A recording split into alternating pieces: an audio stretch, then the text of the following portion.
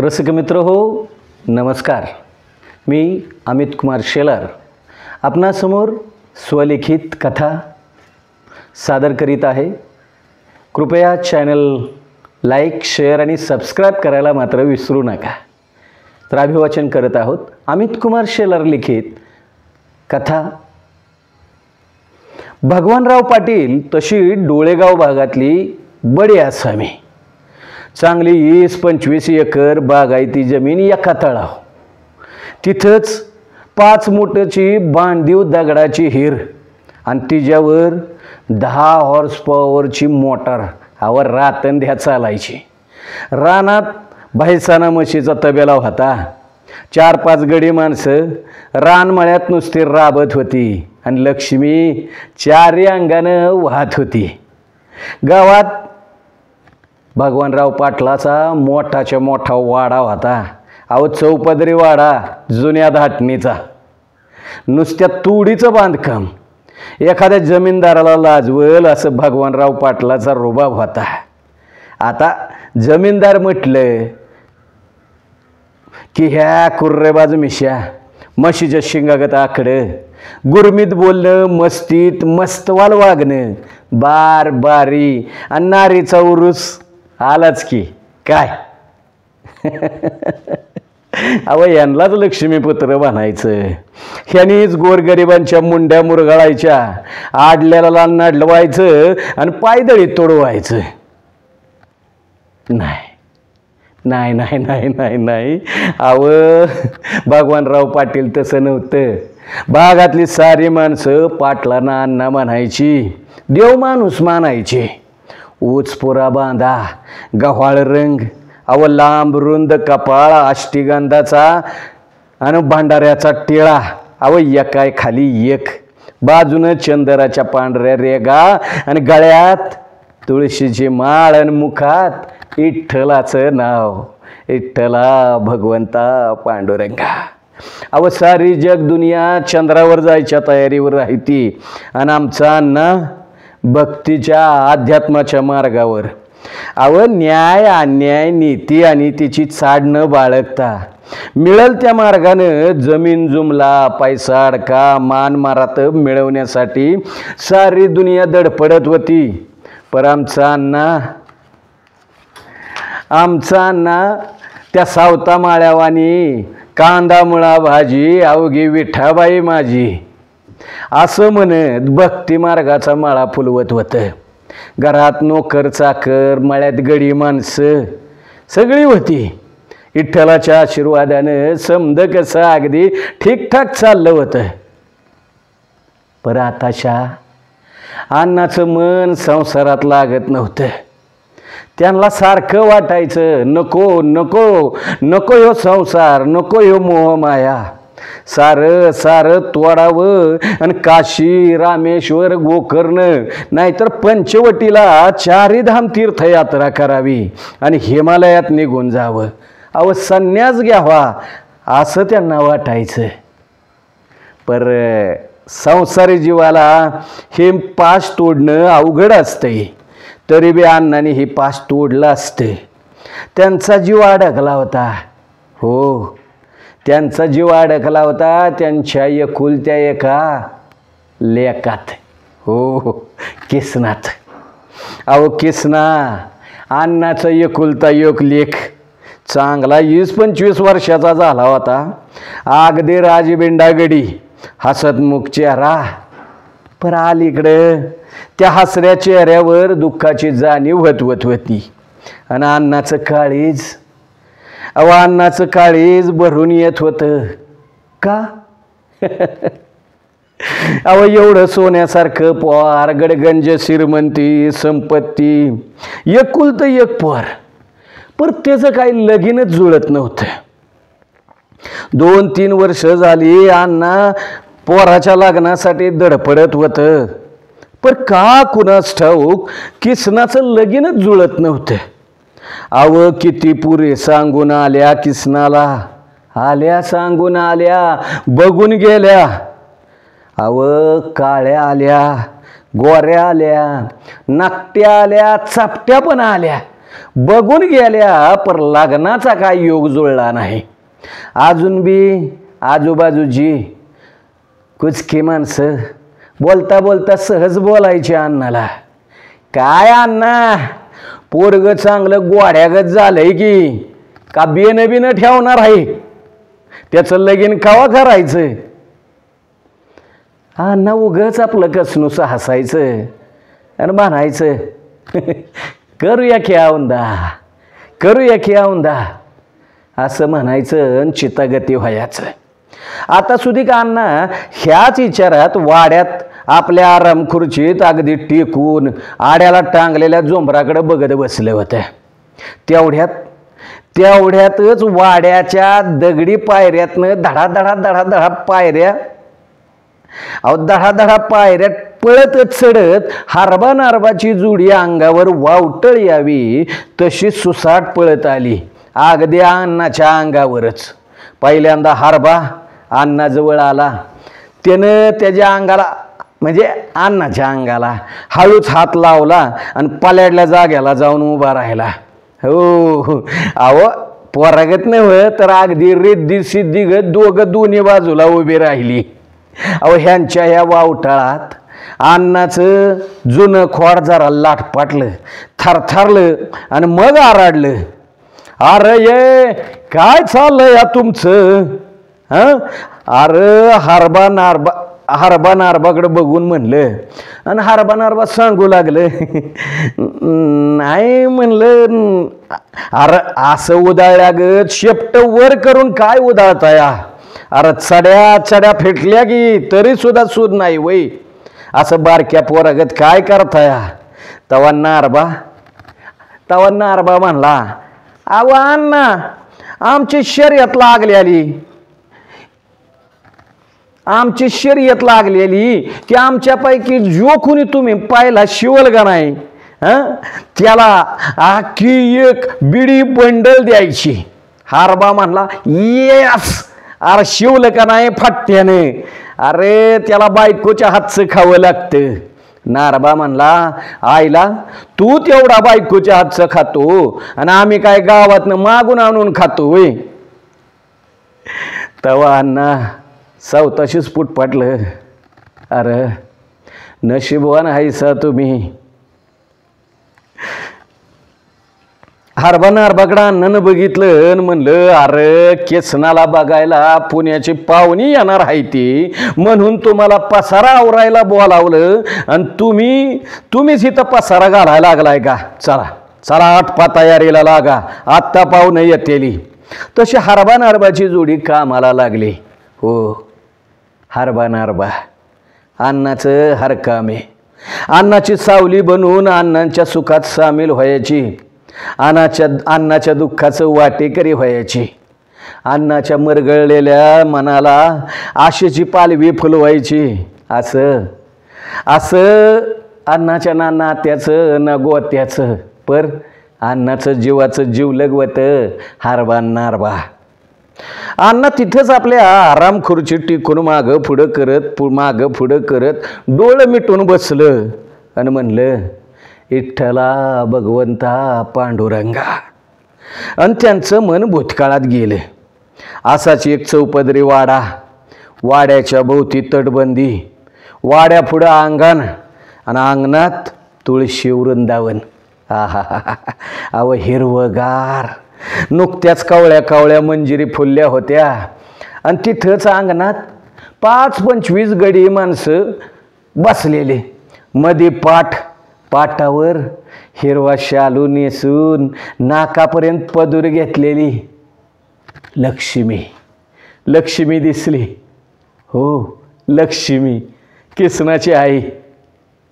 तेवढ्यात बघा बाहेरच्या बाजूला पोराने कालवा केला, गाडी आली गाडी, पाहुणं आलं, गाडी आली गाडी. पोरांच्या कालव्यानं आणि गाडीच्या हॉर्नच्या आवाजानं अण्णा वर्तमानात आलं आणि वाड्याच्या दरवाजाकडे गेलं. तवर हरबा नारबा बी हातातली कामं टाकून पळत सुटलं आणि बाहेर आलं तर बाहेर दारात एक बिटकुळीच्या आकाराची काळी कुळकुळीत गाडी उभी राहिलेली आणि त्या गाडीतनं पांढरी फक बळीच्या पकागत कापड घातलेला ड्रायव्हर बाहेर आला. हो, आणि ड्रायव्हर बाहेर आला, त्यानं खटका दाबला आणि मागच्या दाराकडे गेला. अव जसं का दार उघडलं तसा तसा रातराणीचा दरवळ यावा, सुगंध मनाला सुखावून जावा. तसं दुसऱ्या बाजूला दुसऱ्या क्षणाला कोंबडीनं पकाट झाडावी आणि सटा त्यातनं पिलं पाटापाटा बाहेर पाडावी. तशा सटासटा 4-5 तरण्या पोरी बाहेर पाडल्या.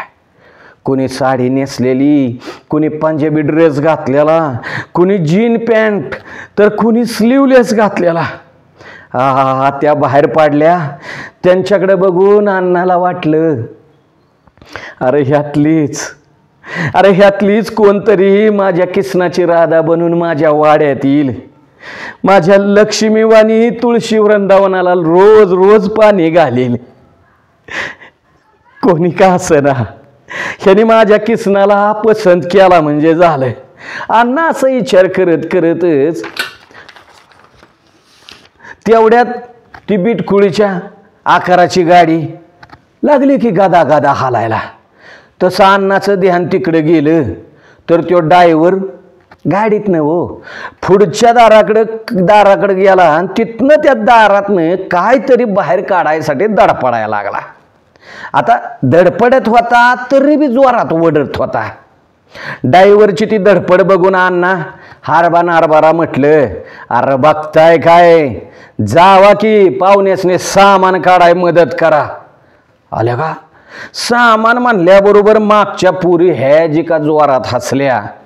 तेवढ्यात बाकीच्या पुरींना गप करत एक बॉपकटवाली पुरींना गप करत होती. अण्णाला काय कळलं ना की पुरी का हसत्यात. अण्णाच्या आज्ञेप्रमाणे हारबा कोकरागत उड्या मारत गाडीजवळ गेलं. पैरणीच्या बाह्या दुमाडल्या आणि ड्रायव्हरच्या डिकीवरच डिकीवर एक फटका हाणला आणि म्हणले, वा बाजूला. तसा ड्रायव्हर बी आपल्या डिगी सकट बाजूला सरला आणि तसं हे खाली वाकलं सामान बाहेर काढायला. आणि बघत्यात तर काय, खादा दात काढतच मागच्या बाजूला आलं. हसतच की सुटलं. तसं अण्णा म्हणलं, अरे हसताय काय, असं म्हणत अण्णा दाराजवळ गेलं. दरवाज्यातनं आत बघितलं तर कोणास ठाऊक कसा पण अडकून बसला असा एक आगडबमच्या आगडबम आणि बिंडलच्या बिंडल मॉडेल अडकून बसलेलं. दारातनं काय बाहेरच निघना. त्या पाहुण्याचा चेहरा असा दिनवाना झालेला बघितला आणि अण्णा म्हणलं, अरे असं दात काय काढताय, पाहुणा आडले ती त्यांना मोकळं करा. तसं हारबानं आपलं हसा आवारलं आणि पाहुण्याला एका अंगावर केला. अगदी पहिल्यांदा काय केलं, एक पाय सोडावला, मग काय दुसरा बी पाय बाजूला काढला आणि गाडी गाडीतनं खालचं थडीचं पोतं वर उचलावं का नाही तसं त्या दोघांनी पोत्याच्या बोसकाटाचं पोत तळातनं आल्हाद उपसावा तसा त्या पाहुण्याला गाडीतनं आल्हाद बाहेर काढला. पर तिघं बी नुसती गामागुम. हारबा त्या बिंडल आणि किंटलच्या मॉडेलकडे बघून चाट पाडला आणि त्यानं आपल्या सावताच्या मॉडेलकडे बघितलं आणि त्याला वाटलं, चायला कुठल्या चक्कीचा आटा खात असेल र. त्यावर गाडीतनं एक नाजूक नारण मुकडा गोलझार बाहेर पडली. असा बॉबकट केलेला ओगाचाच बॉबकटचं केस बाजूला सरकवत त्या बिंडल पाहुण्याकडे बघून काहीतरी तोंडातल्या तोंडात पुटपुटत ती बाहेर आली आणि तवाच मुरका मारून गेली. तवाच हारबाच्या ध्यानात आलं की ही आहे का नाही ती आता गेलेल्या बिल्डरचं फोल्डर दिसतंय. मजा आहे का या किसनाची.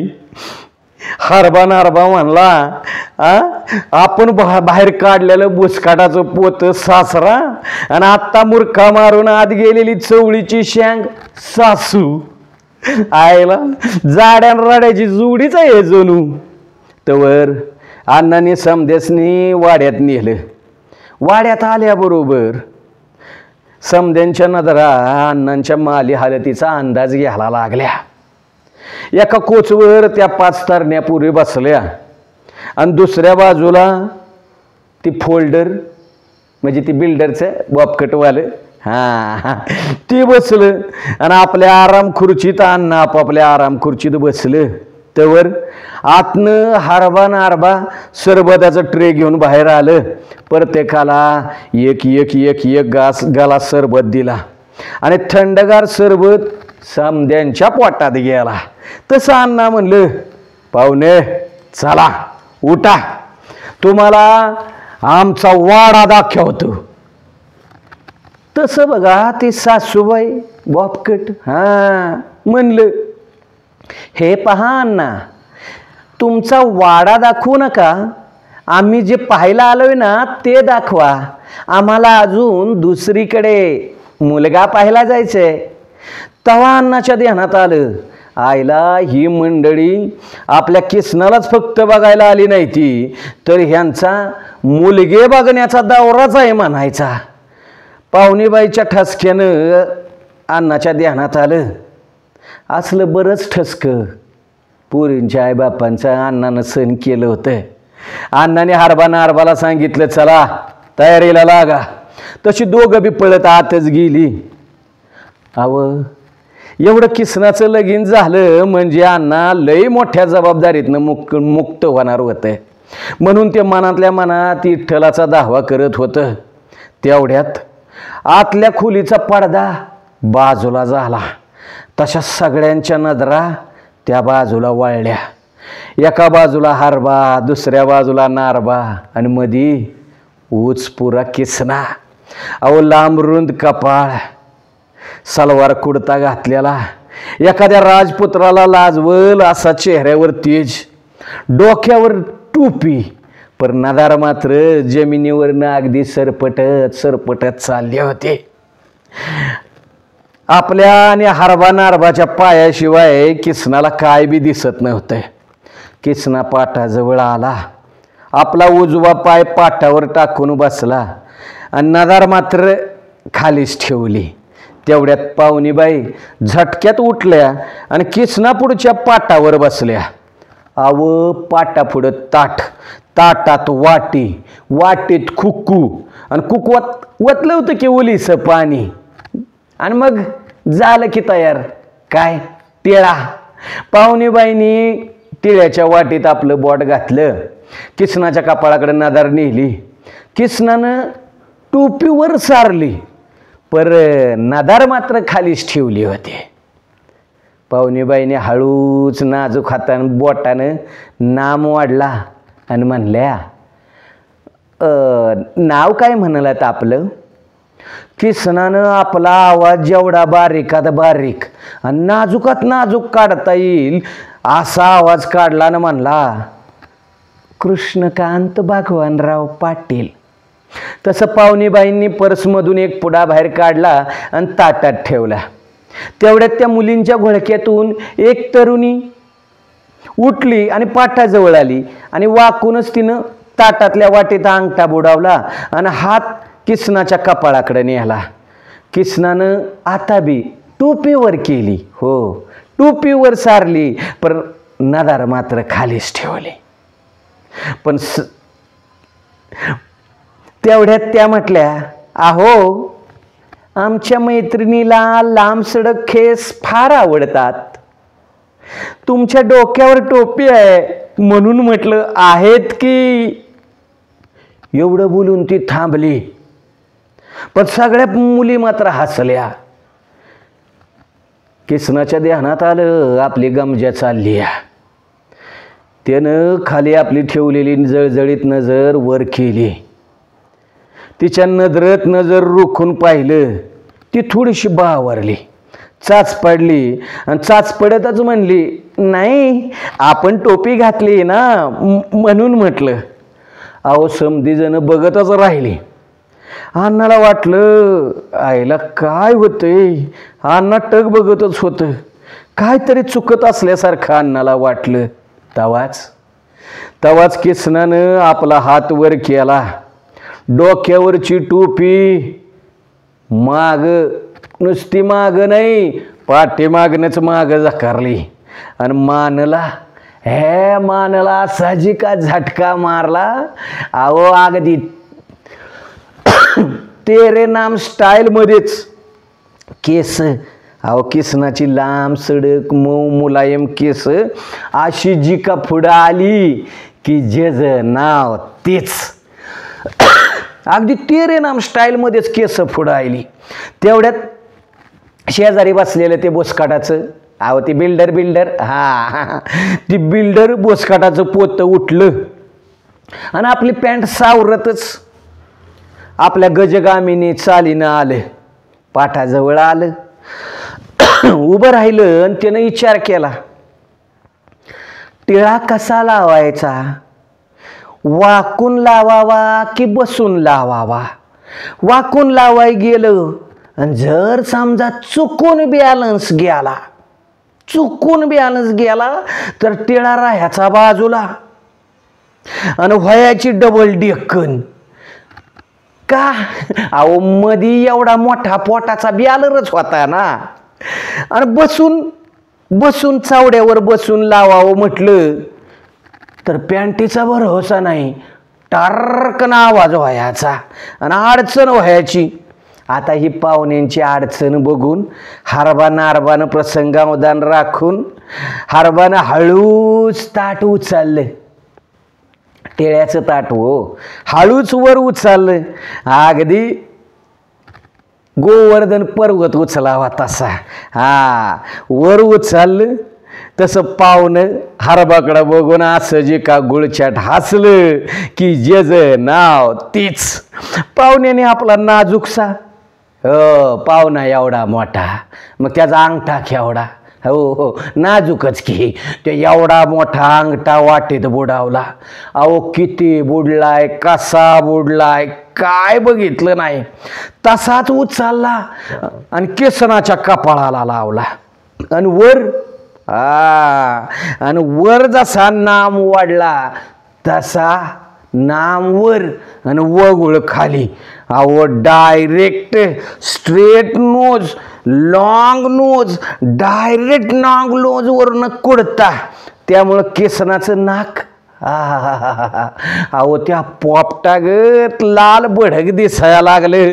तरी बी पाहुण्यानं विचारलंच, आपणाला स्वयंपाक करता येत असेलच? अण्णा जरासं बावरलं.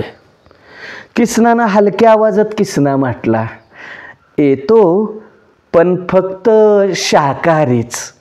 तसं पाहुणं जाग्यावरच हल्लं आणि बाईसाहेबांच्याकडे तुरु जात म्हटलं, आहो यांना फक्त शाकाहारी स्वयंपाक येतो, आपल्याला तर मांसाहारी लागतो, हे काही जमणार नाही.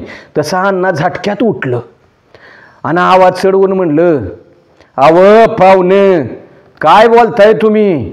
आमच्या आबाज्यापासनं आमचं घरानं भागवत बघताय. मी तर प्रत्येक आषाढी कार्तिकीला पंढरीची वारी करतो आणि आमच्या घरात वाशाट जमणार नाही. काय विचार काय तुमचा?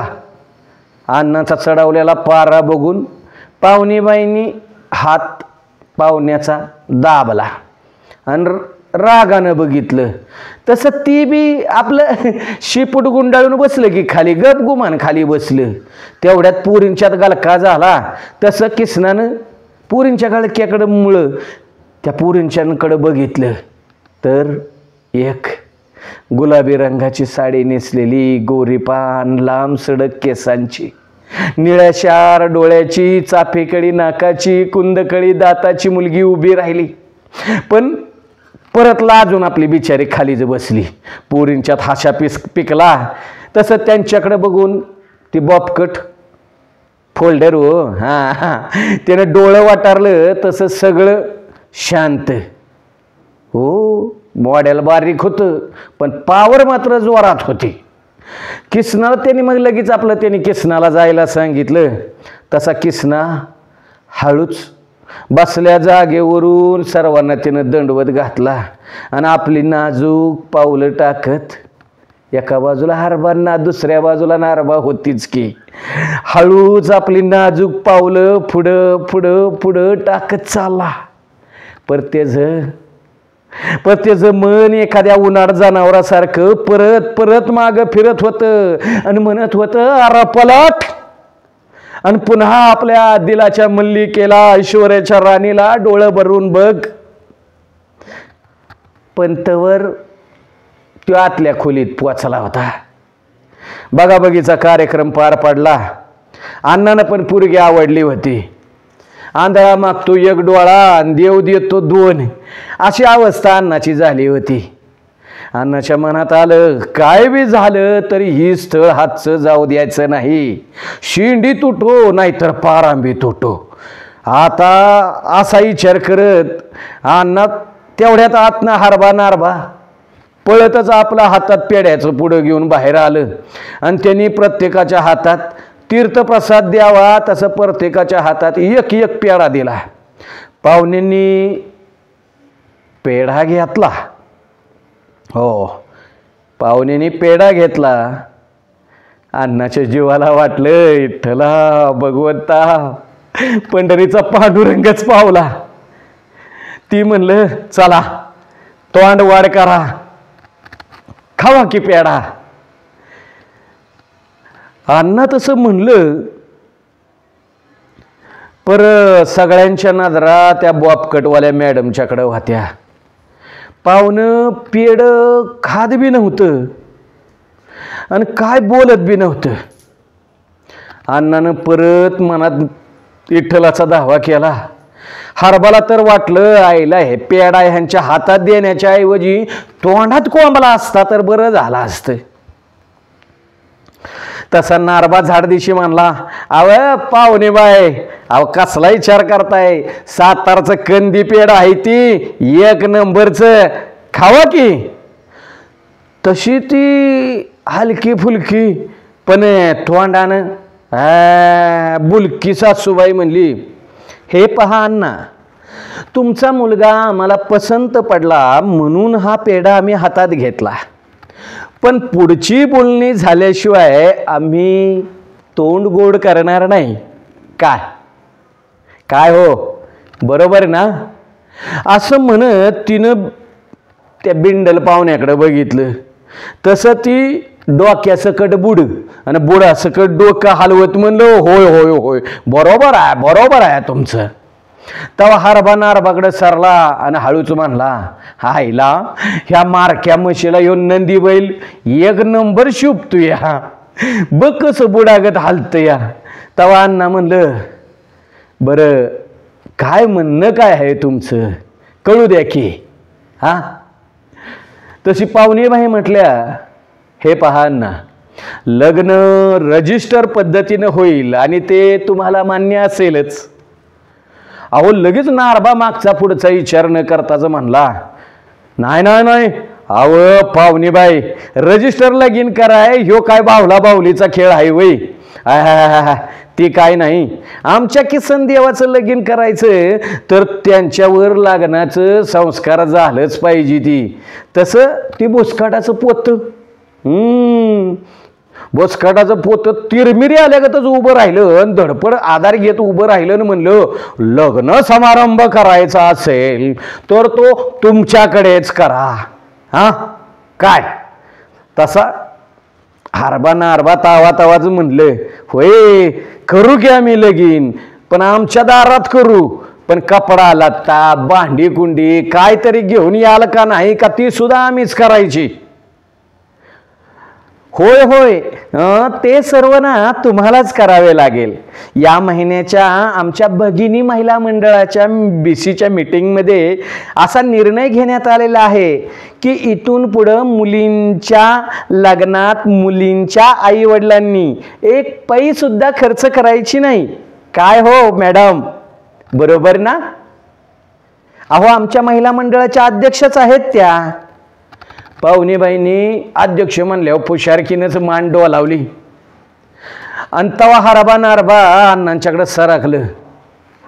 आणि अण्णा म्हणलं, झालं का तुमचं बोलून? एवढंच म्हणणं आहे ना तुमचं? हाय आम्हाला मान्य, लग्न आमच्या दारात करू, लग्नाचा सगळा खर्च आम्ही करू, तुम्ही फक्त पोरगी घेऊन यायची. काय असं कसं? तवा नारबा म्हणलं, अहो अण्णा असं करून कसं चालेल?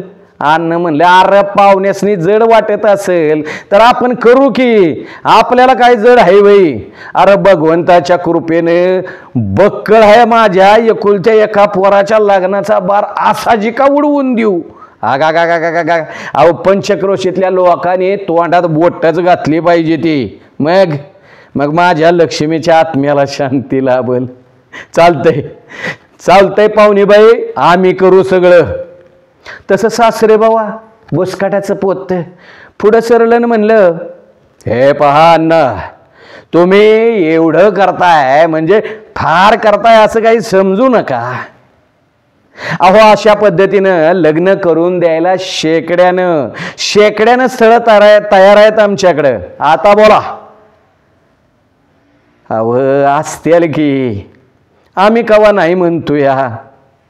नशीबवान हायसा तुम्ही. पर आता तरी प्याडा खा की. अण्णा काकुळतीला येऊन म्हणलं, बाबड्यागत बोललं आणि त्यांचं हात कवा जोडलं गेलं त्यांनाच कळलं नाही. पर ही बघून नारबाच्या हातड्याला पीळ पडला. पहाडागत माणूस पण हात जोडून बसला. तरी बी पाहुणीबाई तेवढ्याच ठसक्यात बोलल्या, हे पहा ना, आमची शेवटची अट्ट जर तुम्हाला मान्य असेल तर आम्ही हा पेढा खाऊ, म्हणजे लग्न ठरेल, अन्यथा. आता मातिका अण्णाचा धीर सुटायला लागला होता आणि ते हवालदिल होऊन म्हटलं, अजून आठ आहेच का तुमची? बोला. अहो पोराची बाजू पडली ना आमची. तशा पाहुणीबाई उभ्या राहिल्या आणि मोर्चात घोषणा देतात का नाही तशा म्हणल्या, लगीन होईल तुमच्या दारात, वरात निघल तुमच्या दारात, पर तुमचं पोरग नांदायला येईल आमच्या घरात. अहो इतरांनी टाळ्या वाजवल्या. पाहुणीबाईंच्या घोषणा अण्णांच्या कानापर्यंत काही नीट गेल्या नाही, पण त्याचा अर्थ बी त्यांना काय मागला नाही. अण्णा परत म्हणलं, काय म्हणला काय तुम्ही? पाहुणेबाई परत त्याच सुरात म्हणल्या आणि त्याच ठसक्यात म्हणल्या, लग्न होईल तुमच्या दारात, वरात निघल तुमच्या दारात. लग्न होईल तुमच्या दारात, वरात निघल तुमच्या दारात, पण तुमचा मुलगा नांदायला येईल आमच्या घरात. तुमचा मुलगा नांदायला येईल आमच्या घरात. अहो हे शब्द अण्णाच्या कानात घुमायला लागलं. तसं ते उभं राहिलं तिरमरत आणि म्हणलं, नाही, असं होणार नाही. अहो हीच वाक्य ती पुन्हा भ्रमिष्ठासारखं म्हणू लागलं. तेव्हा नारबाच्या ध्यानात आलं. हरबानं अण्णाच्या खांद्याला धरलं आणि जरा हालावलं. तसं अण्णा भानावर आलं आणि माटकन खुर्चीतच बसलं. कोणाला काय बोलावं काय कळतच नव्हतं. भीतीवरच्या गाठाळ्याची टिकटिक आणि अण्णाच्या श्वासोश्वासाचा आवाज तेवढा ऐकू येत होता. सगळ्यांचं लक्ष अण्णांच्याकडे लागलं होतं. अण्णा बसल्या जाग्यावरच सरपडत होतं आणि म्हणतलं, अव माझं एकुलतं एक पोर आहे, माझ्या म्हातारपणाची काठी माझा आधार आहे. नाही, किसनाचं लगीन व्हायला पाहिजे. त्याला बेनं नाही ठेवायचं मला. तसं अण्णा उठलं आणि म्हणलं, किसना. अण्णा धडपडत आतल्या खोलीत गेलं. जिथं किसना होता तिथं गेलं. आतल्या खोलीतनं किसना बाहेर चाललेली चर्चा कानात प्राण ऐकत होता. पर त्याचं मन लांब सडक केसावर, गोऱ्या पान चेहऱ्यावर, निळ्याशार डोळ्यावर आणि त्यांच्या संगतीनं तो वेगळ्याच विश्वात रम्मान झाला होता. आयुष्याच्या तारुण्य सुलभ सुख स्वप्नात तो तरळत होता. तशातच तिथं अण्णा आलं आणि किसनाला म्हणलं, अरे अरे पाहुणी बाई काय म्हणते ती तुला मान्य आहे बाई? अण्णाच्या शब्दानं ना किसनाची नजर हल्ली ना चित्त विचलित झालं. तो तंद्रीतच होता आणि त्याच तंद्रीत म्हणला, होय मला मान्य आहे. किसना होय हळूच म्हणला, पर अण्णाच्या अंगावर आभाळ कोसळल्यागत झालं. पृथ्वीचा थरकाप झाल्यासारखा वाटला. वाडा गरा गरा गरा गरा फिरायला लागला. पाय लाटपटायला लागलं. त्यांचा धीर खचला. आधारासाठी त्यांनी भिंतीला हात टेकलं आणि वर बघितलं तर तिथं भिंतीवर लक्ष्मीचा फोटो. त्यांनी त्या फोटोकडे बघितलं आणि म्हणलं, लक्ष्मी ह्यो 1 वर्षाचा असताना तू मला सोडून गेलीस आणि आता ह्यो बी मला सोडून जायला तयार झाला या. अण्णांचं डोळं घळाघळा व्हायला लागलं. ती पुसायला त्याने हात डोळ्याकडे नेलं. तेवढ्यात कुणीतरी हसत असल्यासारखं अण्णाला वाटलं. अण्णा कावरं झालं. त्याने इकडे तिकडे बघितलं, पर तिथं कुणीच नव्हतं. अण्णाला पुन्हा हसल्याचा आवाज आला. तेव्हा अण्णांच्या लक्षात आलं, अरे ह्यो तर माझ्या लक्ष्मीचा आवाज. अण्णांनी फोटोकडे बघितलं तर खरंच फोटोतनं लक्ष्मी हसत होती आणि म्हणत होती, का व आज असं डोळ्यात आसवं का? जेव्हा किसना जन्माला आला तेव्हा गावभर परातीच्या पराती पेढ वाटलं. गावाला अख्ख्या खायला घातलं. तर आता साधा एक पेढा पाहुण्यासनी खा म्हणवं वय. का व असं का? किसना पोटात होता तवा म्या उगाच आपलं गमतीनं तुम्हाला म्हणलं, मला एक नाजूकशी गोरीपान कोमल सोन्यासारखी पोरगी पाहिजे. नुसतं मी असं म्हणलं तर तुम्ही आकाश पाताळ एक केलं होतं आणि म्हणला, पोरगी जर जन्माला घालशील तर नरडीला नग देईन तिच्या. का? तुम्हाला वंशाला दिवा पाहिजे होता ना? दिला मी तुम्हाला वंशाला दिवा. पण अण्णा, तुमच्यासारखा विचार करणाऱ्या समद्यांच्या ध्यानात नाही आलं की नुसता दिवा जन्माला घालून चालत नाही, तर त्या दिव्याला वाती लागत्यात. तवाच दिवा आणि वाती एकत्र येऊन संसाराचा प्रकाश पडतो. पण तुमच्यासारख्यांना त्या वाती तवा तुम्ही खुडून टाकल्यात, गटारात केर कचऱ्यात कुस्करून फेकून दिल्यात आणि आता रडताय वे. अण्णा अव गेला त्यो काळ. तवा तसंच चलत होतं, आता असंच चालणार. आता दिव्याला वातीकडे जावं लागणार, हुंडा मानपान द्यावा लागणार, प्रसंगी जळावं लागणार, जाळून घ्यावं लागणार. नाही, एक दिवस जाळलं सुद्धा जाणार, आत्महत्या सुद्धा कराव्या लागणार. अण्णा आता हे असंच चालणार. तुम्हाला हे भोगावंच लागणार. लक्ष्मी चुकलं ग आमचं. आता हे भोगावंच लागणार. असं म्हणत अण्णा बाहेर आलं. त्यांनी पाहुण्यांच्याकडे बघितलं आणि दारातनच पाहुण्यांच्याकडे बघून जोरात वराडलं, पाहुणं पेढा खा पेढा.